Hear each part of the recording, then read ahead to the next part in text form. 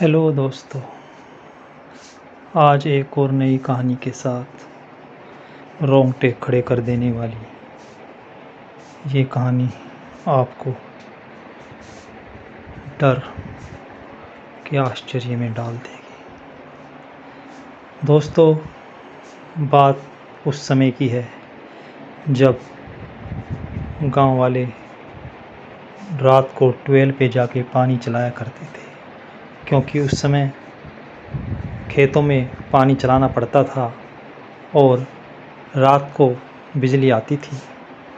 तो 1-2 बजे जिसका नंबर होता था वो ट्यूबवेल पे जाता था और खेतों में पानी चलाता था। सभी गाँव में ये होता था, शायद आपको भी याद हो।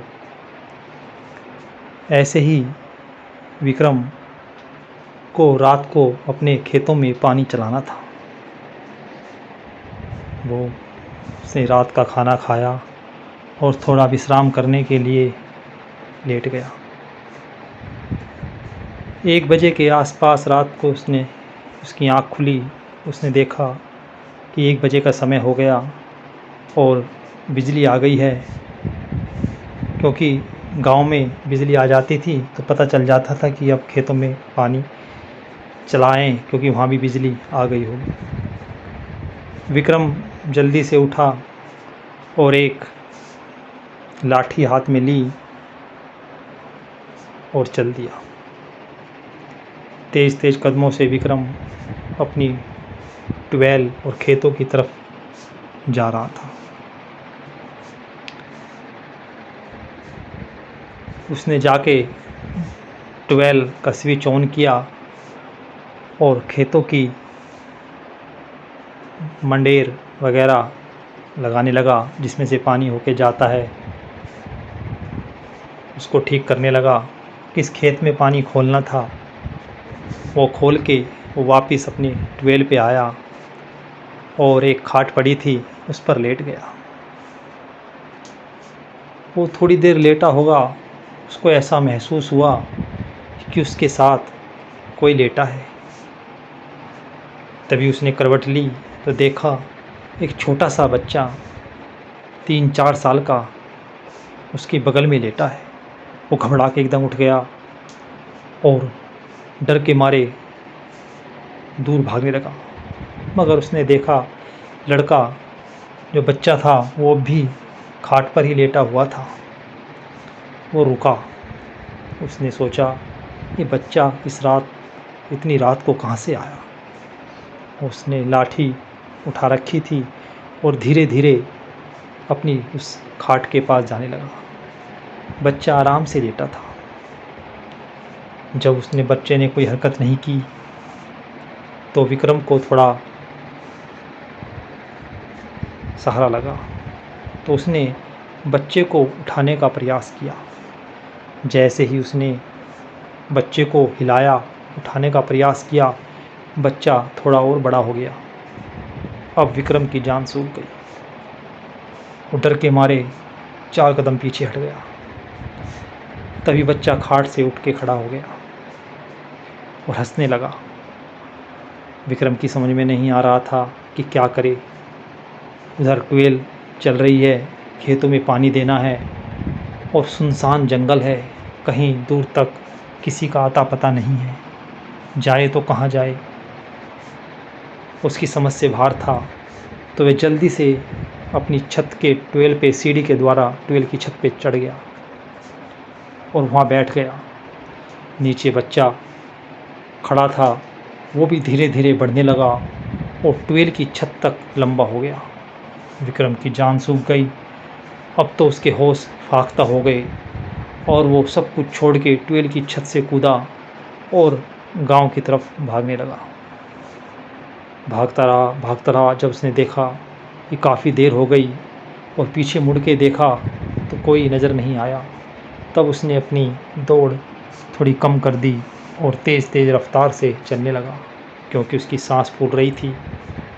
उसकी समझ में नहीं आ रहा था क्या करे, मगर अब उसको ये था कि पीछे अब कोई नहीं आ रहा।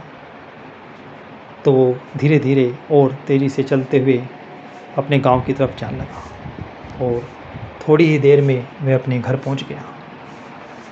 जाके उसने मुंह धोया, मगर उसकी हालत ख़राब थी। वो फटाफट उसने घर वालों को उठाया और सारी घटना का जिक्र किया। घर वाले भी आश्चर्यचकित हुए और वे भी डर गए। सुबह हो गई, विक्रम फिर ट्यूबवेल पे गया और ट्यूबवेल बंद की। देखा तो वहाँ कोई नहीं था। ना तो उसने सब जगह अंदर, ट्यूबवेल के बाहर, खेतों में आसपास देखा, मगर वहाँ कोई नज़र नहीं आया। तभी विक्रम अपना काम ट्यूबवेल पे निपटा के और अपने घर वापस आ गया। अब रात को भी उसे पानी, अगली रात को भी उसे पानी चलाने जाना था। वो अपना उसी रात को निकल गया। 1 बजे के आसपास बिजली आ गई और पानी चलाने चल गया। मगर उसके मन में डर व्याप्त था, वो क्या करे। इसलिए वो डरते डरते धीरे धीरे अपने खेतों की तरफ जाने लगा। देखा ट्यूबवेल पे कोई नहीं है। उसको थोड़ी सांस में सांस आई। उसने अपना पानी स्विच ऑन किया और पानी चलाया। तभी वो फावड़ा लेकर अपने खेतों के तरफ चल दिया और वहाँ ठीक करने लग गया। थोड़ा उसको पानी चलाने के लिए नाली बनानी थी, वहाँ नाली बनाने लगा। तभी उसने देखा कि ट्यूबवेल की छत पे एक छोटा बच्चा बैठा है। अब वो समझ गया, हो ना हो कुछ ना कुछ गड़बड़ है। वो उधर से ही फावड़ा वगैरह फेंक कर अपने घर चल दिया। और अगले दिन वो एक तांत्रिक को लेके आया जो ये झाड़ फूँक करता है। उसको लेके ट्यूबवेल पे पहुंचा। तांत्रिक ने अपना जो मंत्र वगैरह पढ़ने थे वो पढ़ के और ट्यूबवेल के चारों तरफ चक्कर लगाए और कुछ नींबू और से कुछ उसने अपनी क्रिया की और उस तरफ करा। तभी उसने देखा कि जहाँ उसने नींबू रखा था उसके ऊपर लाल लाल निशान सा लग गया। अब उसकी समझ में आ गया कि माजरा क्या है। तभी उसने विक्रम से फावड़ा लाने को कहा। फावड़ा लेके विक्रम आया तो खेत के एक तरफ जाकर उसने कहा, यहाँ खुदाई करो। विक्रम ने फावड़े से वहाँ खुदाई की। थोड़ी देर में खोदा तो एक सफ़ेद कपड़े में लिपटा हुआ छोटा बच्चा था जो किसी ने मर जाने के बाद वहाँ दबा दिया था। तब तांत्रिक ने और विक्रम ने उस बच्चे को निकाला और उसका वहाँ से हटाकर उसे एक बहती हुई नदी में प्रवाहित कर दिया। तांत्रिक ने कहा, अब कोई खतरा नहीं है, अब यहाँ कुछ नहीं होगा। किसी ने चुपचाप आके कोई बच्चा मर गया होगा, उसको यहाँ दबा दिया था। दोस्तों, कुछ दिन के बाद विक्रम के साथ ऐसा कुछ नहीं हुआ और वो आराम से रोज़ पानी चलाने आता और खेतों में काम करता और वो आराम से रहने लगा। दोस्तों, कहानी बढ़िया लगी हो तो चैनल को सब्सक्राइब कीजिए, लाइक कीजिए। फिर आएंगे एक नई कहानी के साथ। धन्यवाद।